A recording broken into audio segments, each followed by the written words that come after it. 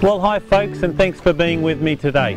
What I'd love to show you today is how we turned this quite plain and boring little courtyard into, I think, something quite special. And we did that with three things. We had a small, medium and large pond and waterfall kit. And you know, you wouldn't necessarily put three of those in your own property, but this was a great opportunity so that I could show you how easy each of those was and how you could use them either in the garden or on this hard concrete paved surface. Well, this is one of the medium waterfalls that we're going to put on the large pond here.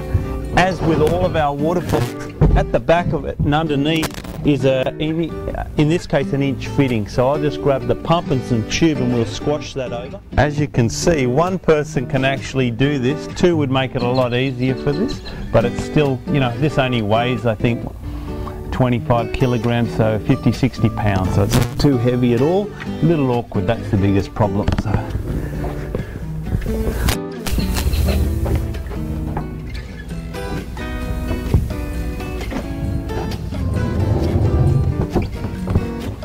So now what I need to do is I need to grab the little sponge filter, which is great for keeping the leaves from getting caught in the propeller. Also helps keep the pond clean. We'll go into that later about keeping ponds clean and what's necessary for the small, medium and large pond. Okay. This just squashes over the filter inlet intake, and like all ponds, you actually don't want to see that, so that's where this pump cover rock really works well. You can use real rocks, although the only trouble is when you've got to get to your pump, then you've got to move all the real rocks, whereas this is very light and easy.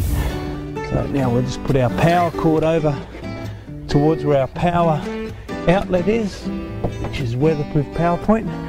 So now that's probably the hardest part of the whole job done. You know, it's taken minutes to do, and the rest is really good and works. So now you just got to be relaxed, not in a hurry, place some things around, and they can be a selection of many things. So I'm going to keep with keeping the natural look, which is what this is all moulded from, natural rocks. So I'm going to get started with some of the bigger plants and then some nice bits of old weathered driftwood and some river stones. So just follow me as we move a few of these things around.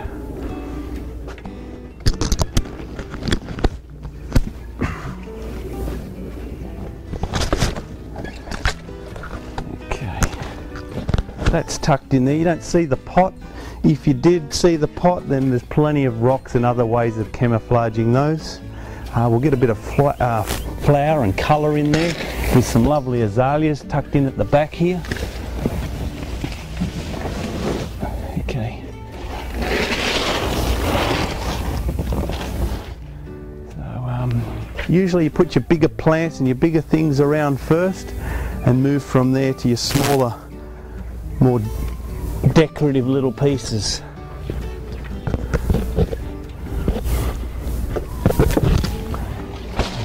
Keep in mind at all times, this is only what we call put and look. You just, if it doesn't look any good, it's no big deal. You pull it out and you move it again, or you place it somewhere else. Okay, some great bits of little wood here. They work really well too for covering your pots. So in this case I want to get some more plants tucked into here, and maybe that'll work like that.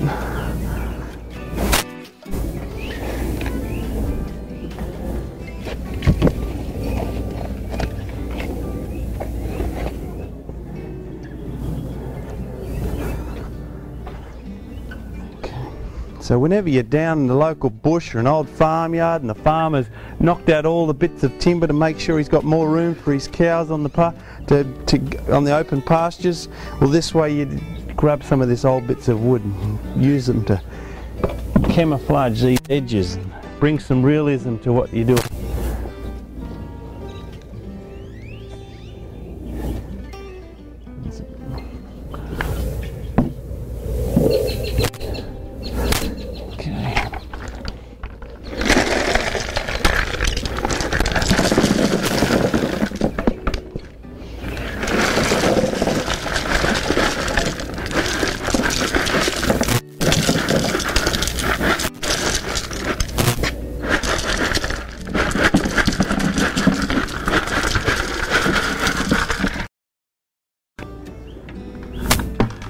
Next thing we need is some water plants sitting inside the pond, and they work for many reasons on helping your pond stay nice and clean and looking attractive. And one of the things they do, they shade the water, so they help to keep the sun from it. When that happens, then the algae doesn't grow as much, and the water lilies work fantastic for that in particular. They also eat the nutrients in the water, which then doesn't leave as much for the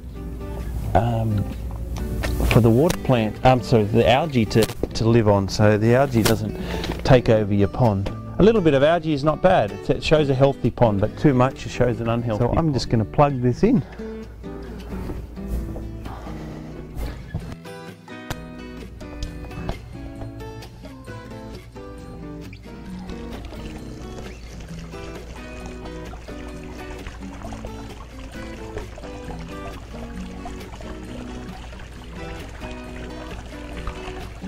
This waterfall is meant to get water running right over to the right hand side, and it doesn't have to run as much as the left hand side.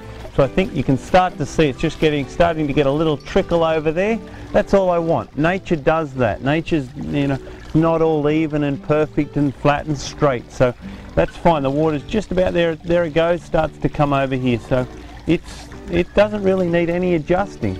Only thing maybe you could do is once again just screw it to the surround of the pond, or even screw it to the timber on the house, and then it's going to handle any sort of movement at all. Great to just sit on the side of the pond here. They're made to do that. That way you can put some feed your goldfish. If this is splashing a little much, you can just grab a real rock and use that as a dispersion rock, which, just bear with me, I'll find one. This might be big enough to do that.